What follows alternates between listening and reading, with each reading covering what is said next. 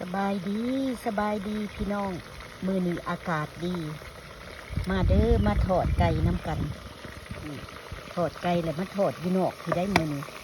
เพราะว่าทอดอยู่ในมันนิ่มเนาะพี่น้องก็มาทอดไก่อยู่นอกเด้อมาเด้อมาทอดไก่น้ำกันนี่คือสิทอดไก่เนาะกำลังเอาลงทอดในเอือบไก่หั่นกระบดีนี่ยังดอกมีแต่เกลือเป็นนัวแล้วก็น้ำตาลน้อยหนึ่งแล้วก็ทอดเพราะว่าลูกไส้เพิ่นโบมักใส่เตะเด้อข่อยก็โบมักใส่เตะที่กันข่อยโบมักทอดใส่เตะทอดนั่นละอันนี้ดีพี่น้องเหลืองงามบ่พี่น้องงามบ่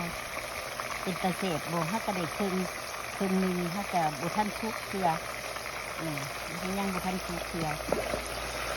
เหลืองเป็นอันต้มอยู่เนาะพี่น้องเนาะงามบ่